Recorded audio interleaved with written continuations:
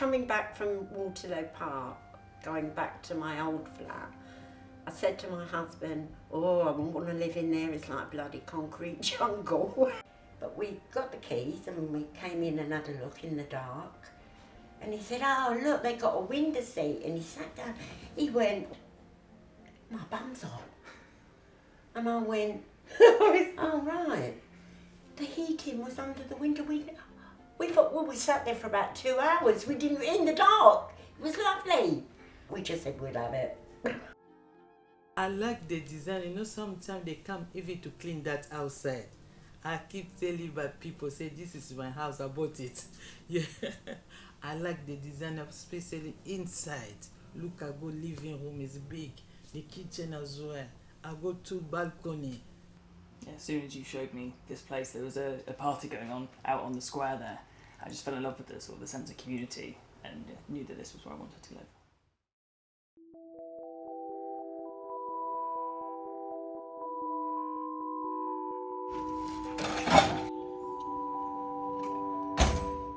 I lived in Camden Town before I come here, and that was a nightmare.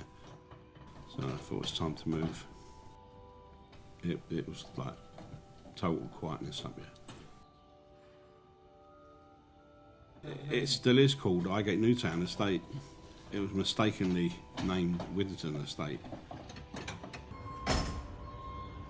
A lot of people, especially people that don't live here, call it the White Flats.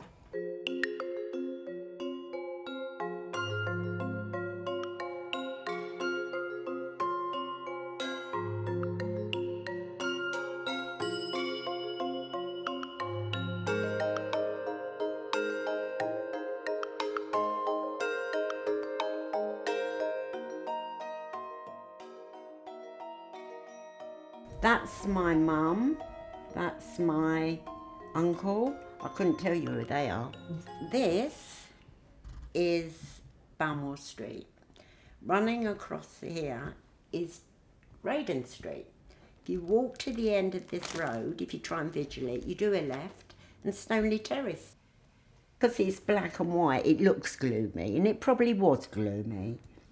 I would say I had a lovely childhood there, you know. Balmoor Street was called the Street of 1,000 Eyeballs because it was like a den of thieves, and there was always, well, I can remember this, always police cars with their bells going running up and down, but nothing nasty, nothing sinister, just sort of petty things, you know, not like now. I grew up in here from the age of 4.5, was it?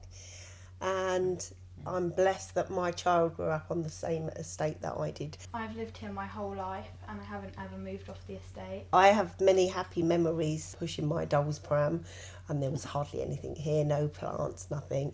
Lots of things that weren't very safe, like the swing in the square. I think I busted my nose over it. Our electric play park where you'd get an electric shock. The best thing about living on here is lots of families are still here. So I've grown up with people, and then my child plays with their child, and I don't think you get that anywhere. And it's such a great community feel. The sounds of laughter, you can hear the sounds of laughter a lot. I think the square is the main focal point for everybody. Come summer evenings, when that comes to bins.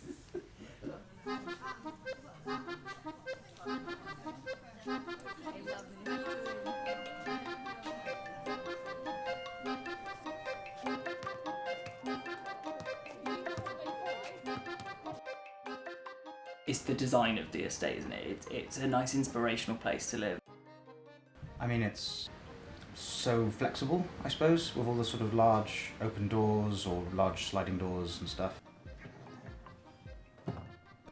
I mean, It's the amount of light, isn't it, Yeah. that you get through the glass windows is just beautiful, and the sort of the greenery that comes from outside in, and obviously what we've brought into the flat from there. yeah, I have a slight obsession with houseplants, and as might be noticeable,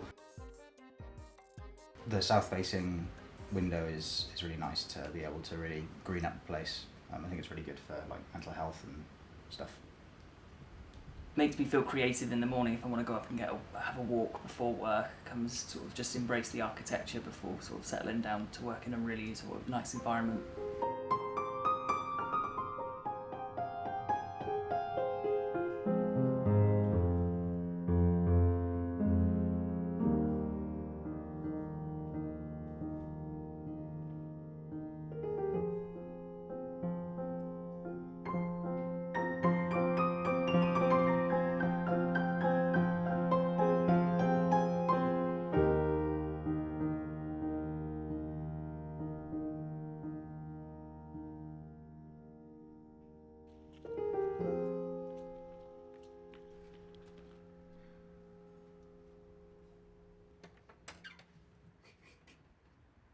You've got the sliding partition, so you can either have the kitchen, living room open or not. You've got double doors into the hall, so you can open that space out, or you can close it. It's this idea of giving you as much flexibility as possible.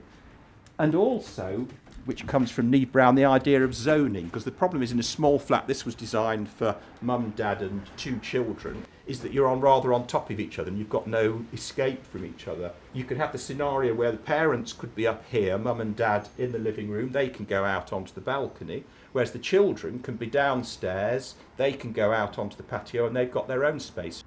So all the flats have the living room on the top floor, but it means you get a really big space because you've just got stairs going straight up to it, no corridor, and that whole top floor is just living room. The thing that everyone had complained about in the 60s was that there was no room to put their pram, and this was the pram park. But it's very useful, even though it's cluttered up now, but it actually works very well as a bike park as well. So I've got friends with a bike. But how neatly this is all worked out, that you have a pair of doors here with the where the partition walls come out. Bathroom and toilet are kept as small as possible because they want to use the space for living rooms and for bedrooms. And the other great thing is the storage as well. But what's great is that these open out onto a patio. So not only have you got your living room opening out onto an open space, but you've got the 2 bedrooms. So all your main rooms are opening out onto private open space. I use this now as my study room, but also it's a guest room as well.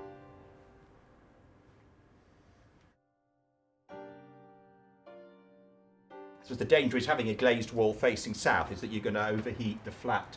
And so here, the fact it's a stepped section, that's that steps up, and that was a very fashionable and a very good look. Apparently when Peter Tarbury, the architect, showed the designs to Richard Rogers, who was one of his teachers, he sort of rather sneered at it and said, oh, it's the Costa Brava style. But I'm quite glad they did the Costa Brava style. And when my sister comes to stay here, she always says, oh, it feels like a holiday flat, which it does, but that's the nice thing about it.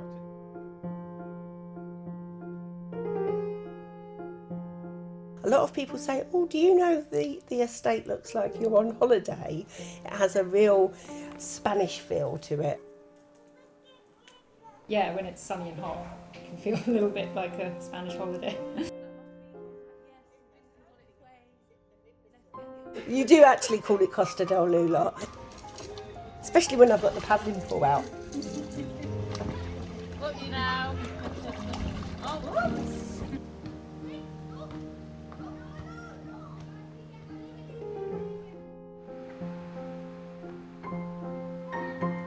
We really like the outside spaces and the fact that everyone walks back and forward and says hello to people.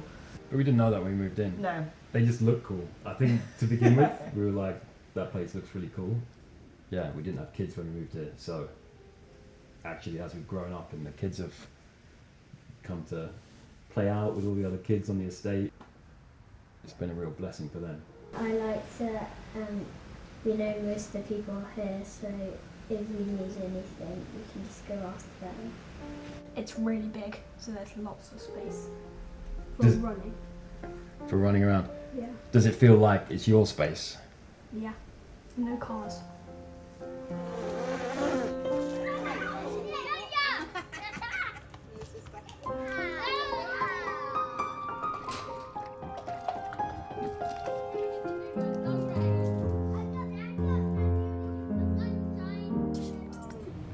there's a really good outdoor community. Everyone sort of joins up and plays. I like knocking for my friends and playing. Yeah, that's the best bit. Yeah. Do you play outside in all weather? Yes. There are lots It's of very different good in the snow. shaded places. Yeah. So if it's raining, you can still sit.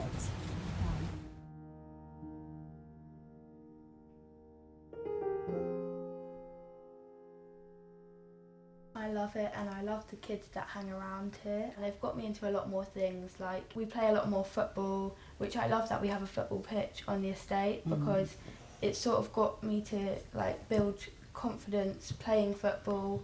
And like I never used to want to play for the school team because I think that people would call me bad, but now I've got PE teachers that are begging me to join the PE, like any PE club, and I always say no, but now I've started to say yes.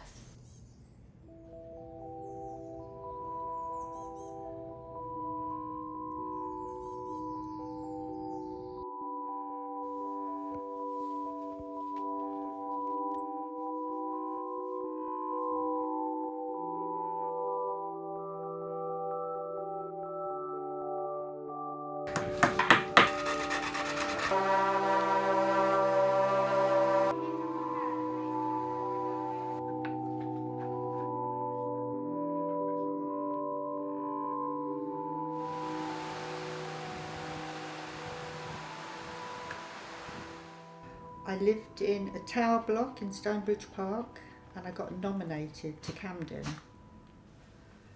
And I had one child. And when I see this, I was like, oh, wow. I've never been to Camden before. Amazing. When I came here, I was the pregnant for my first daughter. Yeah. I came from Congo. I always speak French, but it was very hard for me. Yeah, you know, I'll have so many stories about me. The kids, like, they're all grown up now, but whenever I talk to them, they say they're the best life ever here. Because I had 3 children in a 2-bedroom flat, so we had to partition one of the bedrooms. But yeah, I'm so glad I stayed. I've tried to manage your 4 kids in my 2-bedroom, but it's hard. But I try to manage it. Most of I like to live here because of this area is so quiet. I always make friends, especially like my neighbor, Peter and Deborah wife. I'm telling you, I always pick up the delivery for them. One of the strangest things, which I never predicted, is the fact that the kitchen windows all look out onto the pedestrian, and that was all part of the thinking of the time, natural policing. I thought that was what's wrong with tower blocks and previous councils. You could actually see outside. Mum, I suppose it would have been when it was designed in '68, at the sink can see what's going on, and she can see her children. And literally within the first hour when I'd arrived here, there were 2 girls living next door. They came to the window to see who's this new man who's come to live next door. And that created a whole tradition. So whenever I'd open the window and start cooking there, children would nearly always come and have a look, say what you're cooking, and I'd let them taste the herbs. If I'm making a pizza, they could do things there. And that has had an amazingly knock-on effect. What has amazed me now is that I get in trouble a bit for it from my neighbours, because there's some quite rough boys. When they come here, they only get milkshake and toast. But the fact that they still really like to come here, and that really makes you part, because I haven't got my own children, that's really, it's amazing. I feel a real bond towards them, because I've seen them, many of them, since they were 4, 5 or 6.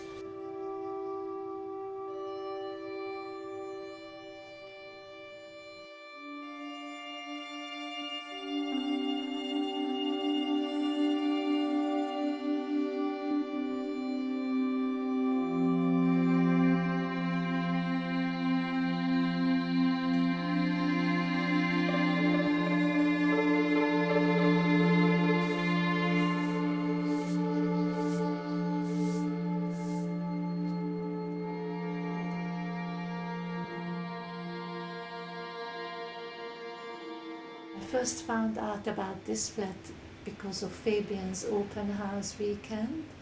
I went to see his flat and I fell in love with it immediately. And when number 50 came up for sale, I came and I knew that this was the place for me. I felt at home immediately. I am a compatriot of Peter Tabri because I come from Hungary as well. And when I first moved in, that was 12 years ago, I went to see him and thanked him for this beautiful design. I love the simplicity of this place, the functionality, the light, and the comfort. And I just love living here. When I wake up, I sit up in my bed and I can smell the jasmine from my little secret garden. And it is such a joy. And I love listening to the children playing after school, and I love listening to them when they are going to school because they pass by my window in Stonely Terrace, and it's a wonderful noise.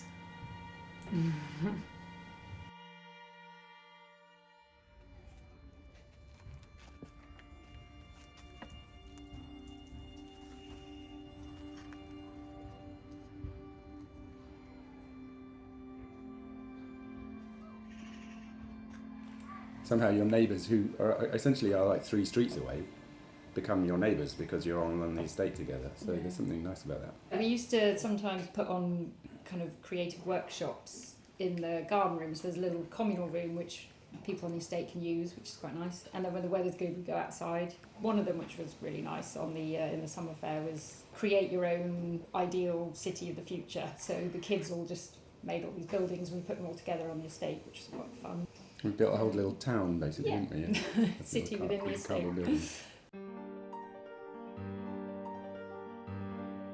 We did a lot of like Halloween parties and Christmas parties. Yeah, a lot of fun days on the green. Mum used to help cook the barbecues.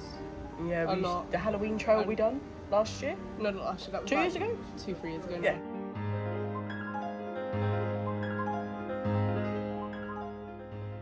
I just have lots of drawings of just the general kind of vista and these streets, the kind of street layout.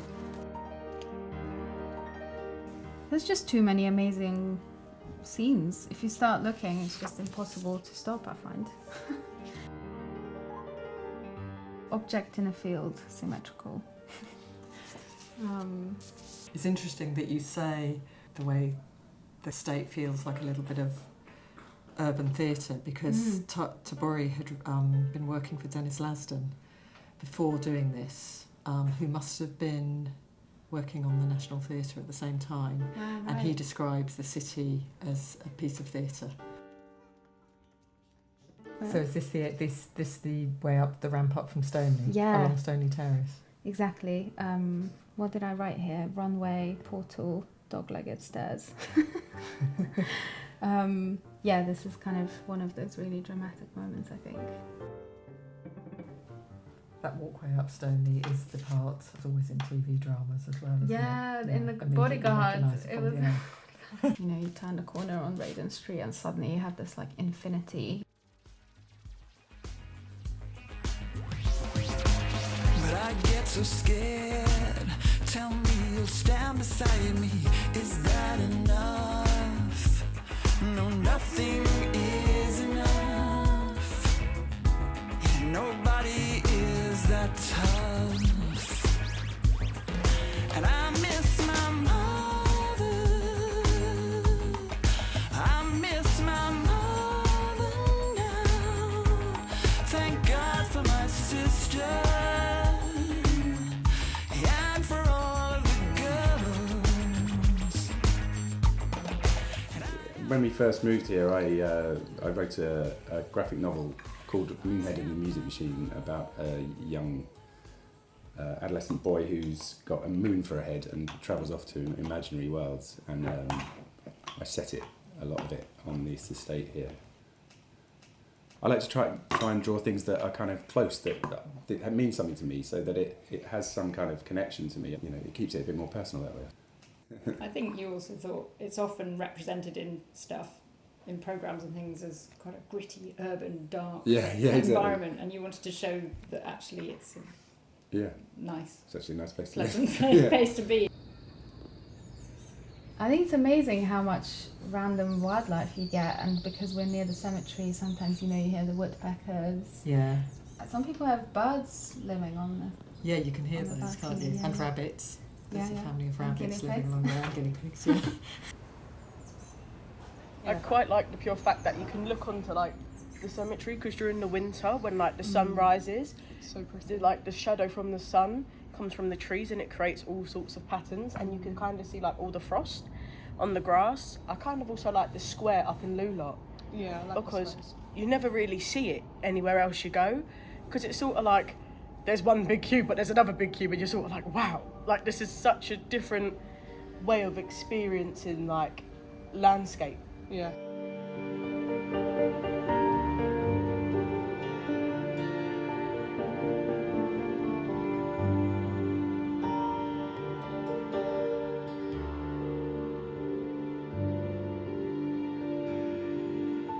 This was the end of what was actually, I think, a very noble ideal. It was that post-war ideal that social housing should be as good as private housing. And for the architects here, and Neve Brown once said this to me, he said we didn't want it to be as good as private housing, we wanted it to be better than private housing, because things which are quite expensive, like the story height doors, shadow gaps, sliding partitions, and apparently are not cheap things to have. And so if you were just an ordinary developer, you wouldn't bother doing it. And of course, this estate was finished at a watershed moment, because it was completed finally, I think 1979. And of course, that's just when Mrs. Thatcher comes into power. The guillotine comes down. Local authorities are not allowed to initiate any more council housing. It's almost like this is a kind of geological fault in the history of housing.